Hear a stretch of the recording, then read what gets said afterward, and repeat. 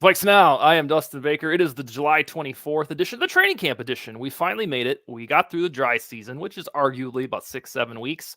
And we were rewarded yesterday because we had two ginormous items for these Vikings in the way of a Christian Darrisaw extension that was about 1 year ahead of schedule. The guy is now connected to the roster through 2029.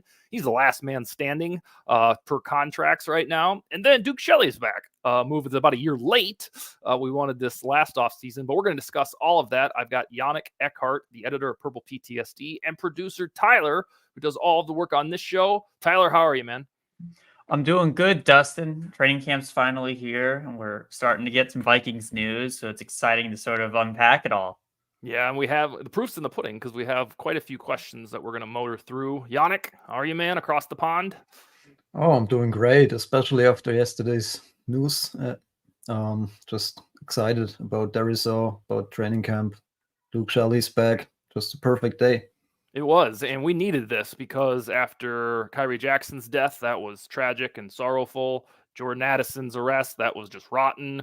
There was some that thought JJ McCarthy was going to hold out. We had this 2-week span of I had messages from friends and family like, "What's going on with your Vikings?" And I'm like, I don't work for them. But it was a bad news cycle, and it's been totally reversed by the start of training camp and the items we mentioned at the top of the show. But we got a bunch of questions, and they kind of sort of pertain to some of the stuff we've already addressed in these couple minutes.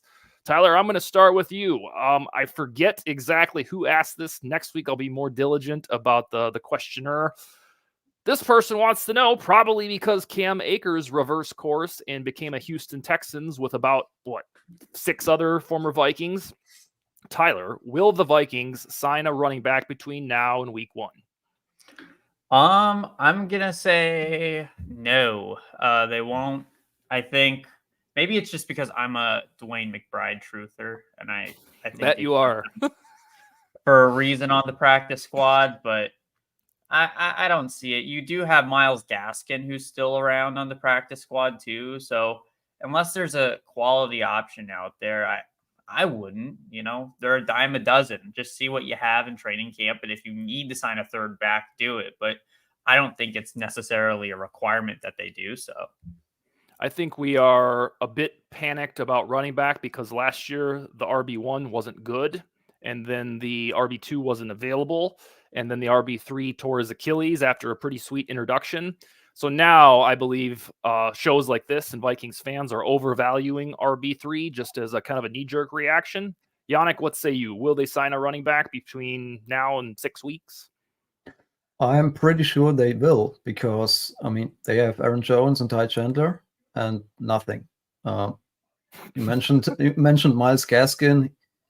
In 2022, he had a handful of carries with Miami, and last year he was on the practice squad, and we did not have a good running game last year. If he had anything left, he would have been inserted into a lineup at some point to maybe try something new, and they didn't do that. Same for Dwayne McBride, and in addition to that, he's hurt. He's on the non-football injury list. We don't know the extent of his injury, but they need a third guy. And in addition to that, they need someone to take carries in the preseason. Because I don't think they will play Aaron Jones, and they for sure won't give Ty Chandler 25 carries in the preseason. So they definitely need another guy, maybe a big body, because Chandler and Jones are like 200 pounds. Latavius Murray is available, former Viking. He's huge. That fits the mold of what I'm looking for. But any capable running back that can do the job at this point. Yannick, do you think it will be a guy who we know for name recognition or like John Davis from Southwest Texas State? So last year they added 2 spring league running backs, I think, and that could be an option. Maybe they try to add a veteran like Murray. I don't know. Could be both. They might even sign 2 guys. They really need running backs. Yeah, I believe they will add another running back. I probably would have bet, if I was a gambling person, a lot of money that Cam Akers would return. I still don't know what went sour there, and the ESPN quasi-reporting made it even more mysterious. But Akers is not coming back unless he gets cut in a crowded Texans running back room. So I do believe that they will sign in at RB3. The good news is the threshold to clear for RB3 isn't that big. You just have to be a guy who's, not a moron, and get 3.9 carries per or yards per carry. So I think somebody like Darrell Henderson from Kevin O'Connell's Rams Super Bowl 2021, Kareem Hunt, who they worked out last year, would probably be the sexiest name if you want to call it that. And then there's Yannick and I have been talking privately about a litany of former Vikings who could do it, between Jerick McKinnon, Latavius Murray, Dalvin Cook, Mike Boone if he gets cut from the Texans. And there's just a bunch of guys that are out there. So yeah, the Akers news is a little bit disappointing because he was a locker room guy, somewhat productive in the role that he was given, and it seemed like he loved the Vikings, but no cigar. So 2 versus 1 here. Tyler is staying on his soapbox for Dwayne McBride, and maybe if he hops off the NFI list, we'll get to see an extended jaunt in preseason. But our next question is about Duke Shelley. If you want to toss that one up there, the question is, Duke Shelley a camp replacement, or does he have the likes of ending Booth, Blackman, or Evans' career as a Viking? Well, he's not ending Mekhi Blackman's career. I can guarantee that. Tyler, I'll start with you again. Is Duke Shelley a camp body, or are we going to see him remake his 2022 theatrics? It's somewhere in between. I don't think he's necessarily a camp body who's bound to be cut before the start of the season. I would also be very surprised if he has a 2022 year again where he's just balling out. I think last year he didn't play too well, so we'll see with that. I think he's a decent 5th corner to have on your roster, which it's basically you have Kyrie Jackson, but without the upside of, having that sort of draft pedigree. I think part of the reason they brought him back was just for the vibes, if we're being honest. Like, I'm sure, things kind of suck right now after all the events that have taken place between the death of Kyrie and then the Jordan Addison thing. So why not just bring back a guy that everyone felt good about? But I do think he's a decent depth corner, but I wouldn't look at it as anything more than that. So you, Tyler, think he'll make the 53 man? Yes or no? Ooh. I say he has a shot. I'm not willing to say, okay, he's definitely going to make the 53 because you do have Booth there. They did invest quite a bit in Booth. And McGlothern's still around. He did have the offseason program to sort of get things situated. So he does have a bit of an uphill battle, but it benefits him that he already has some sort of chemistry with a lot of the people who are still on this defense. Yeah, it's the same head coach. Probably about half the players on defense are the same, give or take, and then a new defensive coordinator. And we'll just see if the Vikings are the sexy special spot for Duke, because this is only the spot he's ever really balled out. He's always been just kind of a camp body, unless the Vikings are just the elixir for him. Yannick, what say you? Do you view this signing as sweet, this guy is a September guy, or do you think that he's just in the mix for training camp and preseason? That's a great question. So I think he's going to compete with Andrew Booth. If Booth is just not good and continues to struggle, they might just cut him. But if Booth is making another step, you have Shelley as that baseline cornerback, the veteran guy who the young guy needs to top to stay on the roster, which is a good problem to have. In my 53 man roster projection this morning on Vikings territory, I did not include him. And I gave the explanation because if you cut Booth, he's probably going to be signed by another team. If you cut Shelley, you might still get him on the practice squad. So that's why I have Booth on the roster and Shelley on the practice squad. So I certainly endorse the signing because I do have hope that he'll rekindle what he did in 20, because he was fantastic in 2022. Yannick and I went to the end of season Chicago Bears game. We sat like front row because tickets were so cheap. And there was a play where one of their idiot quarterbacks, like Peterman or whoever else was there, he threw his version of a bomb down the sidelines. And I was like, oh God, here we go. And then I saw Duke Shelley's number down there and I was like, oh, we're going to be fine. because Shelley's down there. And I couldn't believe that I felt that way about Duke Shelley, but I did. And the only reason I say it is because I didn't have to force myself to think it. I was like, oh, we'll be fine. And then the pass was broken up or was incomplete. So yeah, Shelley earned my confidence. However, I view this as camp competition. It's a different defensive coordinator. And the problem with the rosy, like, oh yeah, Duke Shelley's back, he's going to make the roster, is somebody's going to be on the outside. It's not like they are begging for more cornerback depth. It means that either Evans or Andrew Booth is going to be cut. One of the morbid fallouts of Kyrie Jackson's death was that Andrew Booth's job security kind of spiked, because who else are you going to get for the youth movement?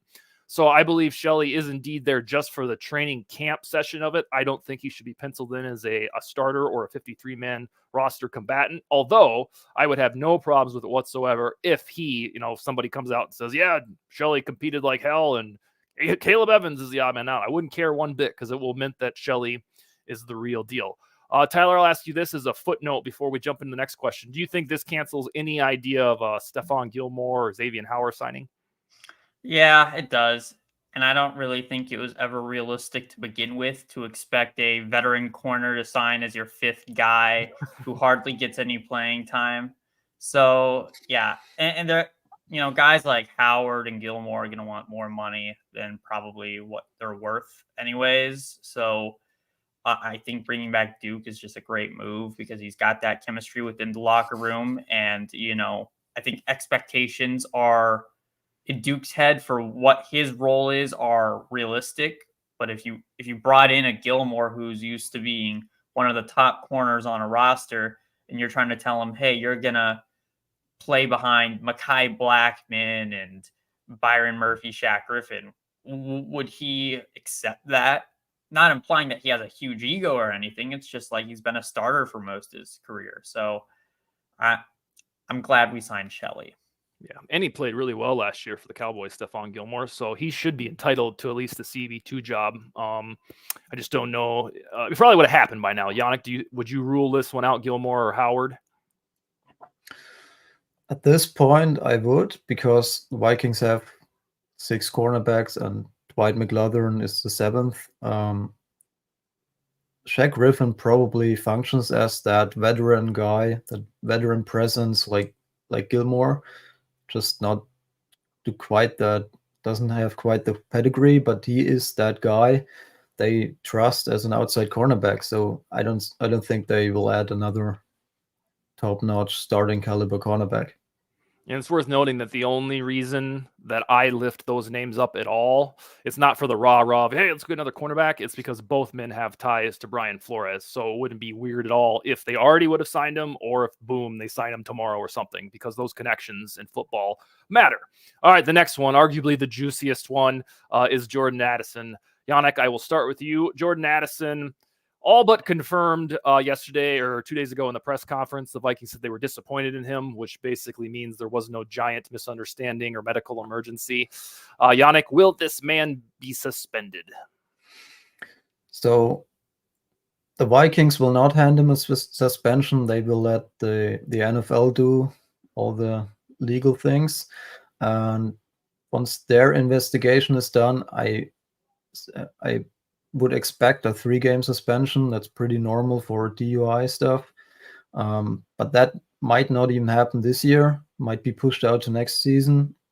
They really need to get all the information first, because before they do any discipline measures. So I would expect a 3-game suspension, maybe next year, but the team will not do anything. So yeah, that's my prediction. Tyler, is this dude going to hit the shelf for 2 or 3 games this year or next? Yeah, probably, especially since it was recently confirmed that alcohol was indeed the substance and not marijuana. So it's definitely out of the Vikings' hands now, and it's going to go to the league office where they will determine how long of a suspension he will get. And I do think they'll factor in the fact that this isn't his first offense behind a car. It's technically his first DUI, but it's not the first time that he's kind of gone bonkers on a freeway. So I think they'll take that into account as well. We are in rare unison. I believe that the suspension will be 3 games because something has to be done. Last year got off with a $680 fine, which is just kind of a slap on the wrist for a football player. So yeah, I think that they'll probably have it mitigated or litigated sometime before the start of the regular season. And if I had to predict it, I bet you he's gone for the first 3 games. I'm glad, selfishly, that the team is supportive. I'm a recovered alcoholic about 12 years now, and I'm always in favor of forgiveness and reform and help rather than, hey, the son of a bitch, why can't he do this? Let's get him fired. I hate that when I see that on social media. But I will say this, if there is another thing within these next 2 years, probably the next year, another thing, he probably will be released because they can only get away with so many times saying, oh yeah, he's young, we're going to give him help, we're going to get the team's leadership behind him. I'm going to guess, because they were so supportive in their press conference the other day, that he will continue on the team. And, by October, we're talking about how fantastic he is. But if we get to July, Jordan Addison again, which is a thing, and next year it's some bullshit, I don't think that they're going to put up with it thereafter. But I think he'll be just fine now, with the caveat that a suspension is upcoming. Now, they could find out, the NFL could find out that there was something a little bit more unique. But I'm guessing the Vikings would have set the stage at the press conference and said, well, no, we're still gathering info, and they wouldn't have used the word disappointed. Yeah. All right, go ahead. If I were Kwesi too, I would just kind of pull Jordan Addison aside and be like, look, one of the first things you told me when I drafted you was let's get paid.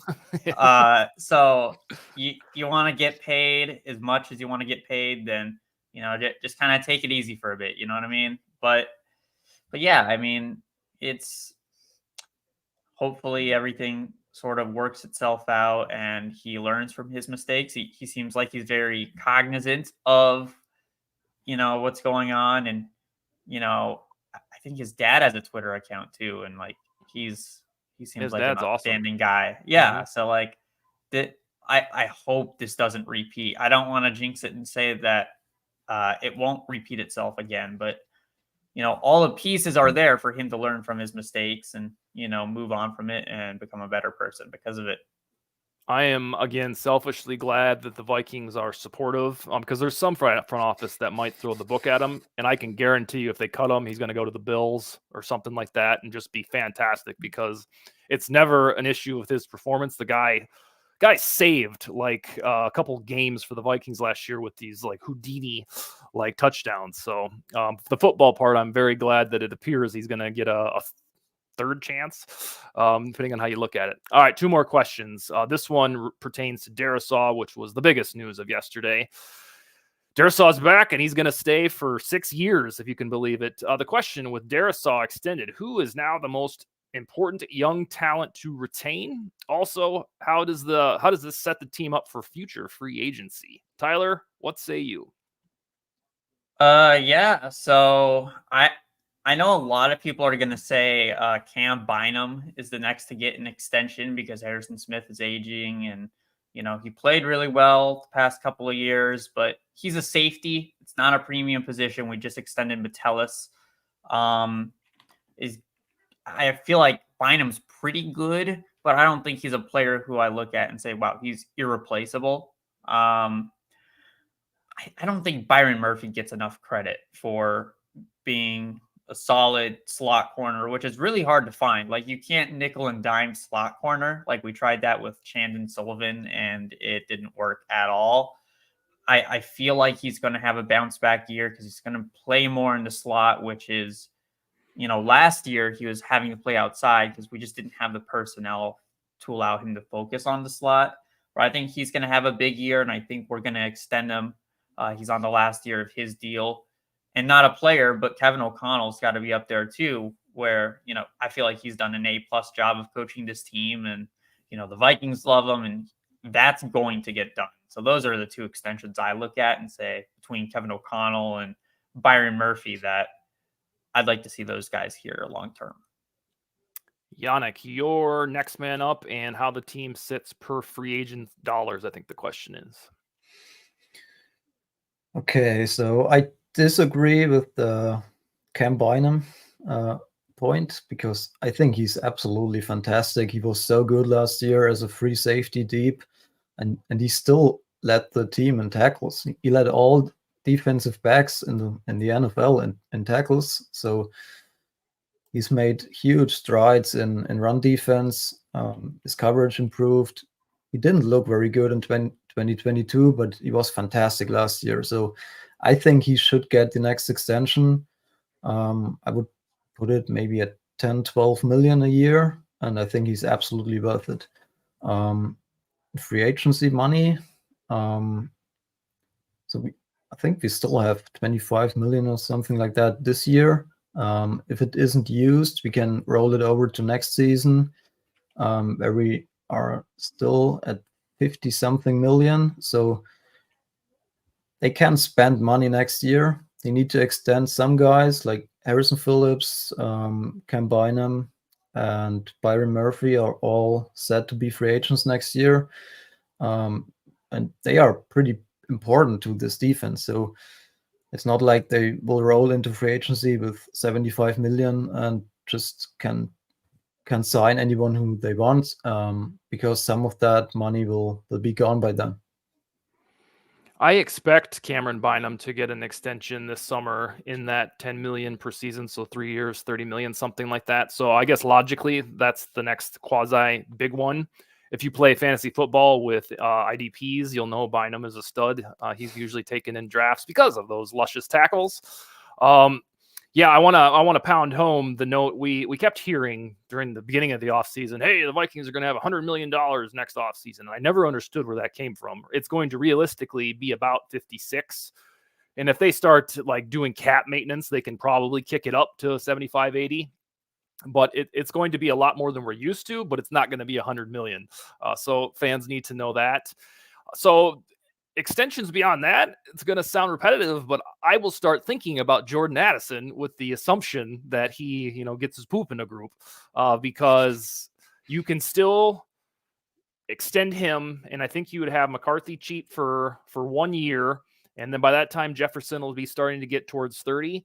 But the next major one on the horizon, and this is only because the 2022 draft class doesn't look that great, is going to be Addison for me, especially if you think Bynum is a no-brainer. And they took care of Josh Metellus last year, and this is probably the plan for life after Harrison Smith is those two guys. But yeah, I guess it's already, if this question were posed last week, we'd be talking all about Darrisaw and how we didn't expect it to happen for a year, but they got that one done beforehand. So yeah, and I obviously love Kevin O'Connell. If they extended him today, I would be overjoyed. They might wait on Kwesi to see how this draft class or the last one in general pans out. But I would say Cameron Bynum is the most obvious. And then just the future trajectory at this time next year, if Jordan Addison's reputation has rebounded, this is when we'll start to whisper about how that would look. All right, our last question is a fitting one to take us off air. What do you put the teams over under at for wins? Looks like this was cut off a little bit, and that's my fault. At 6.5, some sports books say 7.5, which was what accompanied the Vikings into the regular season last year. So Tyler, I'll let you have whichever one you want. 6.5 wins over under, 7.5 over under. Walk us through, your pre-training camp win projection. You're muted, sir. I don't know why I was muted. But no, I was just tired of looking like Kyler Murray every time we have a panel up. And I'm like here. And you're not a short guy.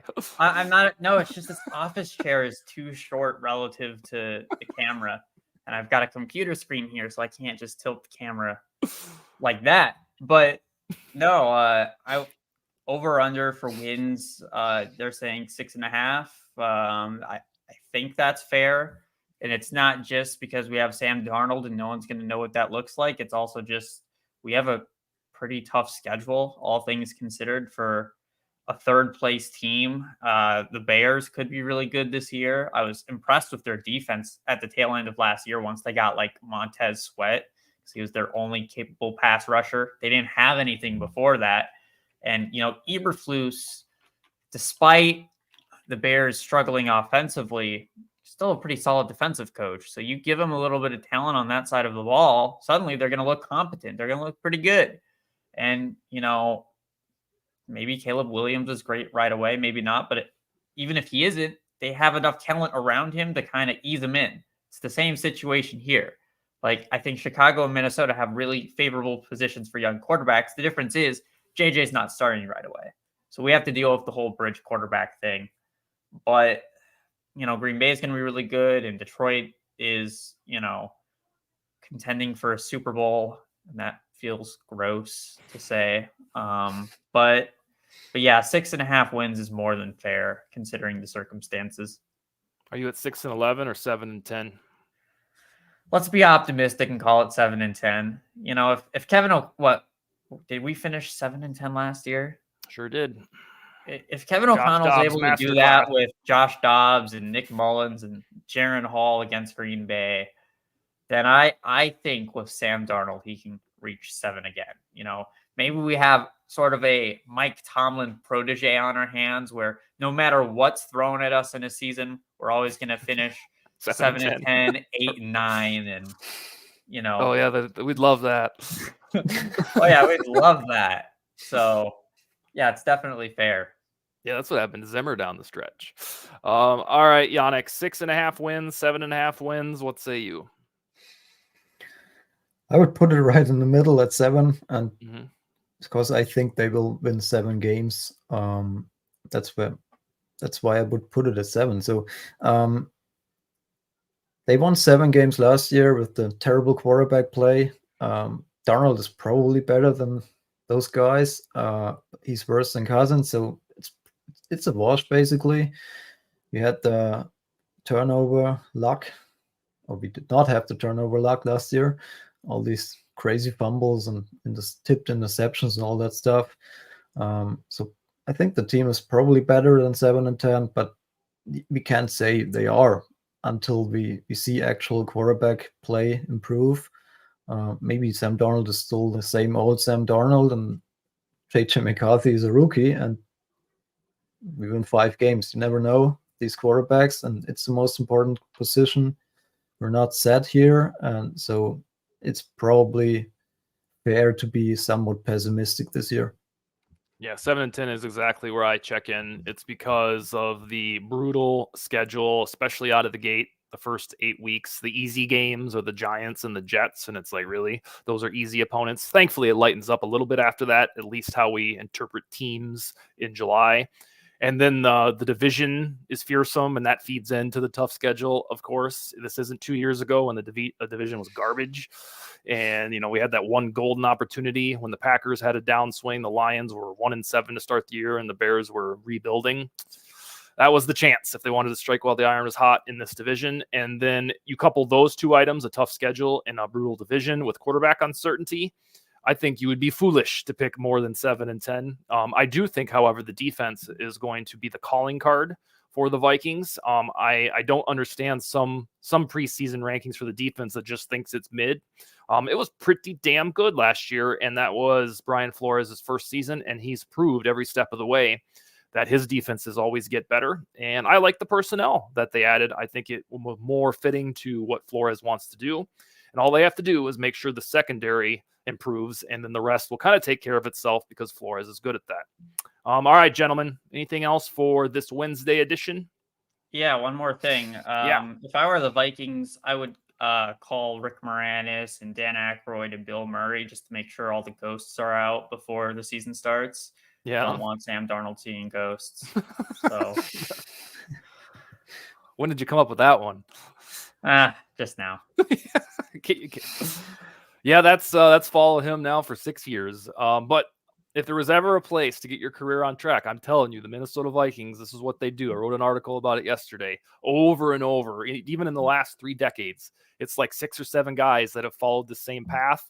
And within, by November of that season, you have fallen in love with the guy. It happens almost every time if your name's not Josh Freeman. All right, guys, we will talk to you in 1 week with Q&A, okay? All right, later.